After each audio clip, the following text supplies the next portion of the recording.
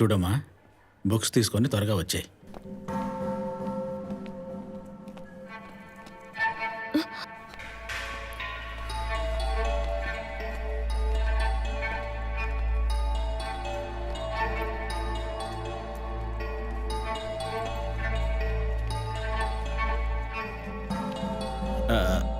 అమ్మడు, నువ్వు బుక్స్ తీసుకొని ఇక్కడే వెయిట్ చేయి.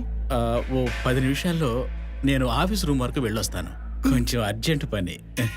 అలాగే.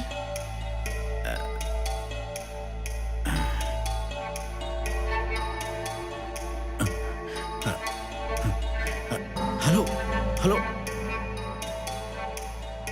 చూడండమ్మా, ఈ విషయం మీరు అనుకున్నట్టుగా లేదు.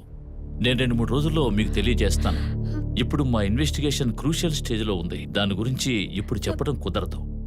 అంతే madam, you please believe me. నేను కబురు చేస్తాను. ఇక్కడికి మీరు రోజు ఇలా రానవసరం లేదు. ఓకే? అతని గురించి ఒకరితో ఒకళ్ళని చెప్పుకోవాలని మా అందరి మనసుల్లోనూ ఉండేది. అయితే అలా చెప్పుకోవడం వల్ల ప్రస్తుతం ఉన్న సంతోషమైన జీవితం ఎక్కడ చేజారిపోతుందో అన్న ఆలోచన రాగానే ప్రతి ఒక్కరూ ఆ నిర్ణయాన్ని వెనక్కి తీసుకునేవాళ్ళం. కారణం భయం. మేమందరం దారుణంగా అతని చేతుల్లో చిక్కుకుపోయాం.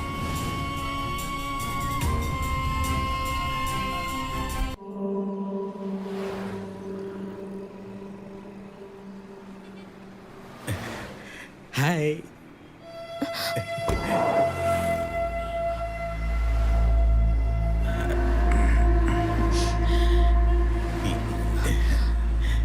ఇక్కడెందుకు వెయిట్ చేయటం? కారులో వెళ్దాంరా.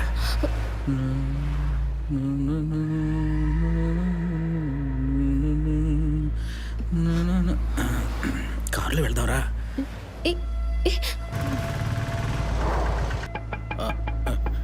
అరే, ఎక్కడికి madam? Arts college.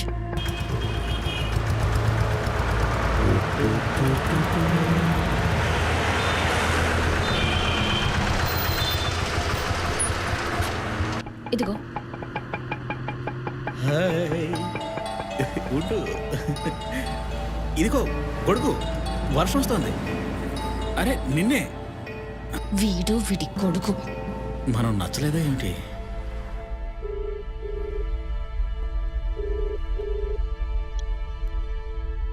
Hello.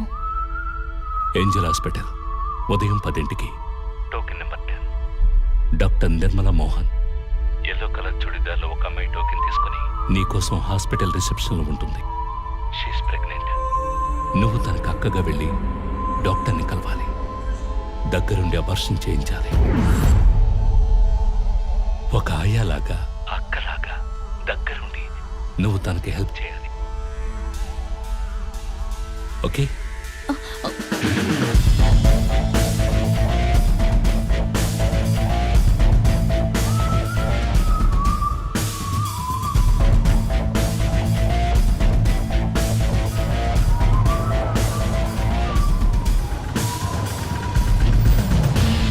Angel హాస్పిటల్కి వెళ్ళు. రోజులు గడిచే కొద్దీ పరిస్థితి మరీ దారుణంగా తయారైంది. ఇలాగే ఉంటే ఎలా అనిపించింది? ఇందులోంచి బయటపడేందుకు ఏదైనా మార్గం ఉందేమో తెలుసుకోవాలని నిర్ణయించుకున్నాను.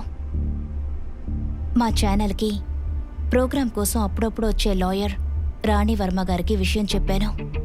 అయితే విక్టిమ్ నేనే అన్న విషయాన్ని మాత్రం దాచాను.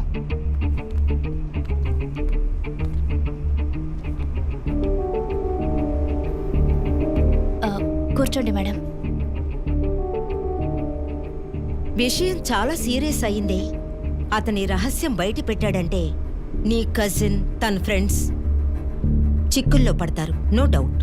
చాలా పెద్ద ట్రబుల్ ఫేస్ చేస్తారు. లీగల్తో ప్రాబ్లం ఏంటంటే దానికి సాక్ష్యమే ముఖ్యం. నిజం ఏదైనా సరే కోర్టు ప్రొసీజర్లకి evidence is most important.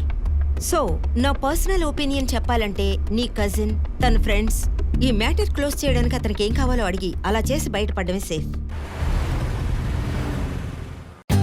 For more updates, like, comment, subscribe to our channel. Hey darlings, గంటని click చేయడం మర్చిపోకండి.